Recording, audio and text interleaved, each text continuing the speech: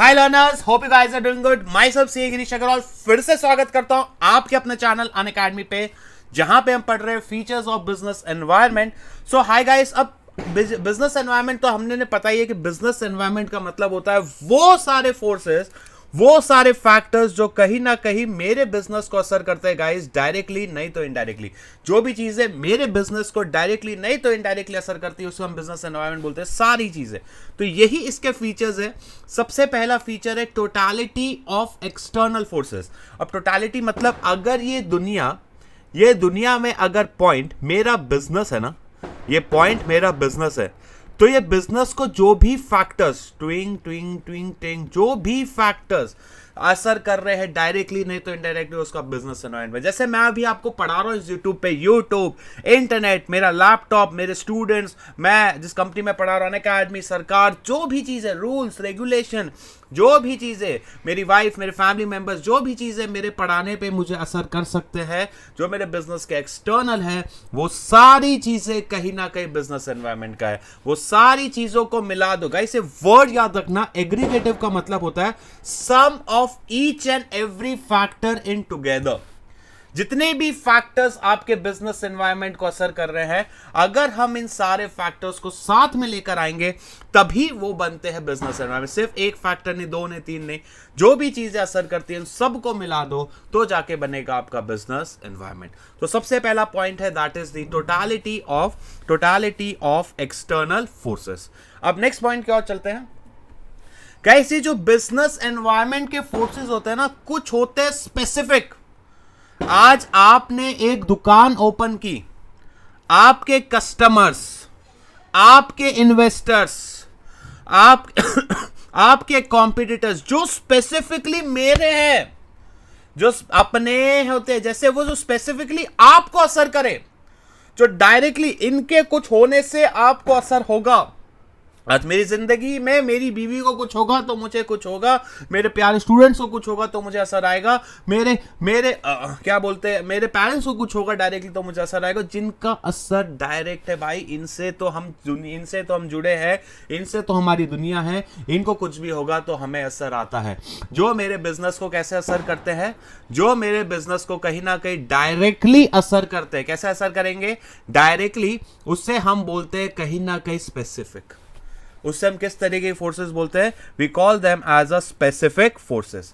But जो मेरे business को सबको असर करे यार, जैसे कि अब दिवाली है, अब दिवाली सबको असर करती है। अब देश में लॉकडाउन हुआ, सबको असर हुआ। देश में कोविड आया, सबको असर हुआ। अब पॉलिटिकल पार्टी चेंज होती है। इन जनरल जो सारे बिजनेसेस में असर होती है यार, अब ये सारी चीजें सारे बिजनेसेस में असर करेगी, तो दैट्स अ जनरल फोर्सेस। अब गाइस मेरे बिजनेस में गाइस अगर कॉम्पिटिटर्स ने ऑनलाइन बेचना शुरू किया, दैट्स अ स्पेसिफिक।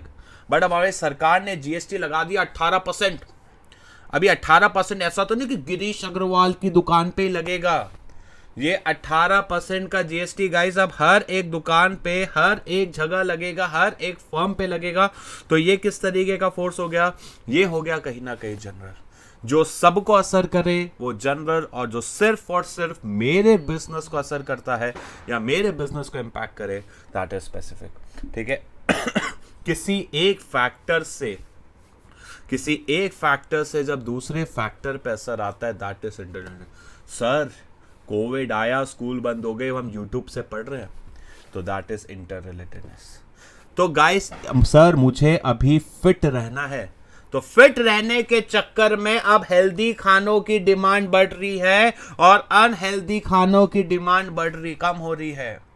किसी एक फैक्टर से जब दूसरे फैक्टर पे असर आता है, मैंने क्या बोला? जब एक फैक्टर दूसरे फैक्टर को असर करता है, that is called as interrelatedness. Guys आज मुझे जिम जाना है, इसलिए जिम वेयर की डिमांड बढ़ रही है, तो that is inter related. Sir अभी दिवाली आई है, उसके वजह से फायर क्रैकर्स की डिमांड बढ़ रही है। आपको साउंड सुनाई दे रहा होगा, सर अभी ईद आई है सर, फेस्टिवल आया है, हमारे यहाँ खानों की डिमांड बढ़ती है, मिठाई की डिमांड बढ़ती है, तो दैट इज इंटर रिलेटेडनेस। किसी एक फैक्टर से, किसी एक फोर्स से जब दूसरे पे असर आता है तो उससे हम बोलते हैं interrelatedness. All the forces, factors, environment are closely interrelated. For example, increase awareness of health care has raise the demand for organic food, कि भाई हमारे को हेल्दी रहने से ऑर्गेनिक फूड की डिमांड बढ़ती जाती है। और इसी में गाइस वो फेस्टिवल वगैरह भी आते हैं कि फेस्टिवल के टाइम पे मिठाई ज़्यादा बिकती है या उस तरीके से सारी चीज़ें, ठीक है गाइस। सर माहौल बदलता रहता है सर, कब था ऑफलाइन अब आ गया ऑनलाइन। हमारे आसपास का सिचुएशन, हमारे आसपास का माहौल कंटिन्यूस बदलता रहता है सर। मेरे पापा के जमाने में तो ये फोन चलता था, अब हमारे जमाने में तो आईफोन 11 भी पुराना हो गया। आई यूज आईफोन 8 प्लस राइट ना, वो भी पुराना कंसिडर किया जाता है। आसपास का माहौल कितना चेंज होता है। Educator need to change itself. ट्विंग। आज आपको बदलते माहौल के हिसाब से बदलना पड़ेगा। पहले सिर्फ मेन्यू में डेजर्ट के मामलों में सिर्फ आइसक्रीम मिलती थी या गुलाब जामुन मिलता था, अब ice cream, gulab jamun, waffles, pastries, cakes, क्या क्या नहीं मिलता। आसपास अगर माहौल बदल रहा है, आसपास अगर सिचुएशन बदल रही है, आसपास अगर टेक्नोलॉजिकल इन्वॉल्वमेंट हो रहा है तो बदलना ही पड़ेगा। आजकल देखो कस्टमर्स के प्रेफरेंस देखो, कस्टमर पहले सिर्फ सिंपल व्हाइट ब्लैक ब्लू या लड़कियां पिंक प्लस, आज देखो कितने नए नए पिंक में भी 25 पिंक आ गए, ये पिंक वो पिंक ऐसा पिंक। तो आसपास का माहौल बदल रहा है, आसपास के कस्टमर के प्रेफरेंस बदल रहे हैं, और उसी के हिसाब से हमें भी हमारे बिजनेस को चेंज करना बहुत ज़रूरी पड़ रहा है कि आसपास का जो बिजनेस एनवायरनमेंट है, आसपास की जो सिचुएशन है वो बहुत ही ज़्यादा डायनामिक हो गया, बहुत रैपिडली चेंज हो रही है, बहुत ही कंटिन्यूसली चेंज हो रही है। तो उसके हिसाब से मुझे अपने बिजनेस को चेंज करना बहुत ज़रूरी है। Business environment is dynamic, that it keeps on changing, whether terms of technology हुई, कंज्यूमर प्रेफरेंस हुआ या नया कॉम्पिटिशन आए, आता रहता है। तो दैट्स व्हाई बिजनेस एनवायरनमेंट कैसा है, बहुत ही ज़्यादा डायनामिक है। क्लियर?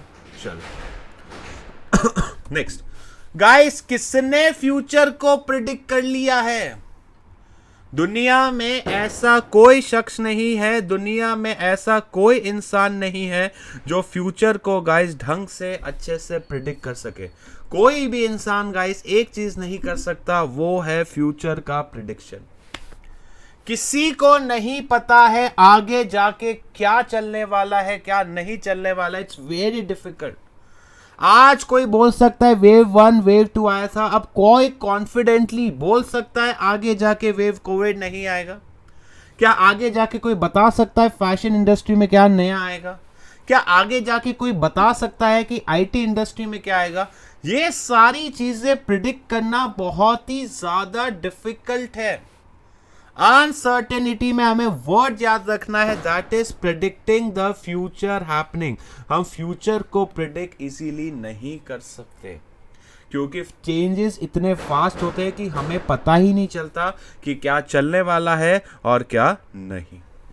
ठीक है, so business environment largely uncertain, difficult to predict future happening when environment changes taking place too frequently. इतने फास्ट होते हैं जैसे कि आईटी हो गया, फैशन इंडस्ट्री हो गया, ये सब में चेंजेस इतने फास्ट होते हैं कि इनको प्रेडिक्ट करना इजी नहीं होता है। तो they are very uncertain. Clear? Next, अब गाइस लास्ट है रिलेटिविटी, कंपैरिजन की बात। गाइस मेरी सिस्टर को तो वेज बर्गर पसंद है पर मुझे तो पनीर बर्गर चाहिए, मेरे को मतलब बैक वेजी। हमारे इंडिया में तो राइट साइड में ड्राइविंग होती है पर बाकी सब में लेफ्ट साइड। हमारे इंडिया में इंडियन वेयर ज़्यादा बिकता है, वेस्टर्न कंट्रीज में वेस्टर्न। तो गाइस हर एक देश में बिजनेस करने का कल्चर अलग है, हर एक देश का एनवायरनमेंट अलग है, हर एक देश का माहौल भी अलग है। अब हमारे इंडिया में सिर्फ और सिर्फ मैकडॉनल्ड्स जब आया, वो सिर्फ और सिर्फ नॉन वेज बर्गर के मेन्यू के साथ नहीं चल सकता। अगर उसको आज बर्गर इंडस्ट्री में बर्गर बेचने थे तो उसको एक सबसे बड़ा स्टेप या सबसे बड़ा रिफॉर्म जो लेना था ये था कि he need to introduce the veg burger in his menu. अगर उसके मेन्यू में वेज बर्गर नहीं होते तो शायद तक वो इतना बड़ा बिजनेस नहीं बन पाता। पर आज भी उसके बाहर की कंट्रीज में, बाहर की रीजन्स में वो वेज मेन्यू नहीं देता। That's the related, country to country अलग कंसेप्ट होता है। कई चीज़ें, कई प्रोडक्ट ऐसे कंपनी के होते हैं, जैसे नैनो शायद तक इंडिया में नहीं चल पाई इतनी, पर बाहर के देशों में काफ़ी डिमांड थी। ठीक है, शायद तक कुछ कंपनीज के प्रोडक्ट बाहर, नेस्ले के शायद तक कुछ प्रोडक्ट्स बाहर नहीं चल पाए होंगे, पर इंडिया में अच्छे से मैगी देखो कितना हिट होता है इंडिया में। क्या मैगी बाकी सारे देशों में इतना बिकता है? मे बी नॉट और मे बी यस, ये शायद तक हो भी या ना हो। हमारे इंडिया में पनीर बर्गर इतना बिकता है, क्या बाकी दुनिया में मिलता है? मे बी यस और मे बी नॉट। तो डिपेंड करता है, हर एक देश का, हर एक कल्चर का, हर एक रीजन का माहौल अलग होता है। हमारे इंडिया में मिठाइयाँ ज़्यादा बिकती है दिवाली, ईद, पर बाहर पे ज़्यादा सेलिब्रेशन होता है at the time of Christmas, at the time of Thanksgiving day, at the time of new year. तो ये डिपेंड करता है culture to culture, area to area wise. Clear? चलो अब एक बार मैं आपको फिर से एक बार क्विकली फटाक से सारे पॉइंट बता देता हूँ। टोटालिटी में वर्ड याद रखना गाइस, टोटालिटी में वर्ड याद रखना। मैं सारी एनसीईआरटी, सम, टोटल, सारे फैक्टर्स और aggregative in nature. Business environment में याद रखना एक स्पेसिफिक फोर्स जो इसको असर करते हैं डायरेक्टली, ये वो है जो डायरेक्टली असर करते हैं, और जनरल फोर्सेस वो है जो इनडायरेक्टली असर करते हैं। कैसे? हमारे बिजनेस को इनडायरेक्टली। दूसरा इंटर रिलेटेडनेस, किसी एक फोर्स का जो दूसरे पे असर आ रहा है, पॉजिटिव भी हो सकता है, नेगेटिव भी हो सकता है। जैसे जिम का एक का दूसरे पे इंटर रिलेटेड। जब दो फैक्टर्स की बात हो रही है ना, कभी भी क्वेश्चन में एक चीज ध्यान रखना, जब कभी भी दो फैक्टर्स की बात हो रही है तो वर्ड होगा इंटर रिलेटेडनेस। डायनामिक में वर्ड है कीप चेंजिंग, पर कीप चेंजिंग क्या? टेक्नोलॉजी और कंज्यूमर प्रेफरेंस या नया कंपटीशन। तीन चीजें है ना, टेक्नोलॉजी, कंज्यूमर प्रेफरेंस या न्यू कंपटीशन, तो that is dynamic. Predict, future के हम प्रिडिक्ट नहीं कर पा रहे फ्यूचर को, ठीक है, और एनवायरमेंट चेंजेस बहुत खतरनाक हो रहे हैं, फट फट फट फट फट हो रहे हैं, तब आएगा अनसर्टेनिटी। रिलेटिविटी में तो फिर कंपैरिजन, दो रीजन, दो कंट्री, दो एरिया, दो देश की हम कंपैरिजन कर रहे हैं, तो that is called as relativity. I hope आपको वीडियो अच्छा लगा। वीडियो अच्छा लगा तो do like the video, do subscribe the channel. मिलते हैं नेक्स्ट ऐसे एक छोटे से शॉर्ट वीडियोस में, जहाँ पे हम शॉर्ट कंसेप्ट कवर करेंगे। आज के लिए इतना ही, टाटा, बाय बाय गाइस।